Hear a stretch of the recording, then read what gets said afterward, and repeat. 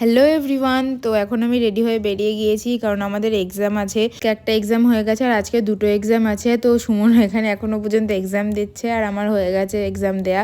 তো আমি ভাবলাম যে একটু চা খাওয়া যাক। তো আমি আর সায়ন এসেছি একটু চা খেতে, কারণ সকালে চা খেয়ে আসিনি।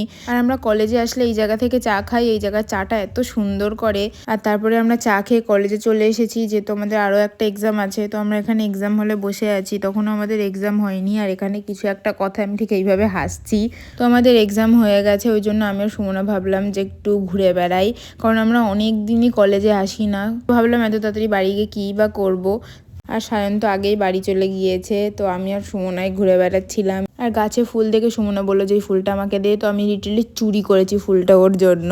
তো আমি এখানে এটাই বলছিলাম। আর আজকে আমরা কলেজে অনেকটা সময় ছিলাম, আর যেহেতু সকাল থেকে কিছু খাইনি, তো আমরা ভাবলাম যে বিরিয়ানি খাওয়া যাক। ওখানে আনলিমিটেড বিরিয়ানি দেয়, তো আমরা ভাবলাম যে একবার খাওয়ার পরে আর একবার নেবো, কিন্তু আমাদের দুজনের মধ্যে কেউই আমরা নিইনি। আর তারপরে খাওয়া দাওয়া করে আমরা স্টেশনে চলে এসেছি। আর স্টেশনের এই জায়গাটায় আমরা বসেছিলাম, আর এত সুন্দর রৌদ্র আসছিল, মানে এত সুন্দর লাগছিল। তো ওই জন্য আমরা অনেকটাই ছবি ভিডিও করেছি, ছবিগুলোও ভীষণ সুন্দর এসেছে আর ভিডিওগুলোও ভীষণ সুন্দর হয়েছে। আমি এতটাই সেলফ অবসেসড, যেখানে আমি নিজেকে দেখছি আর ভাবছি যে আমাকে এত সুন্দর কিভাবে লাগছে। আর লাইটটাও এত সুন্দর লাগছে, তার জন্য যেন বেশিই সুন্দর লাগছে। আর আমি একটু এক্সট্রা সেলফ অবসেসড। তো এখানে আমি প্রচুর ভিডিও করছিলাম, আর এখানে আমি আমার আউটফিট দেখাচ্ছিলাম, যদিও বা জ্যাকেটটা পরে অতটা ভালো লাগছিল না। তো আমি সুমনাকে যে ফুলটা দিয়েছিলাম সেটাই আমি নিয়ে ভিডিও করছি।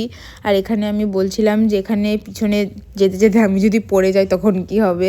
আর যাই সিচুয়েশন হোক না কেন, আমার যেই সবসময় হিহি করে হাসা সেইটা তো আমার বন্ধ হবেই না।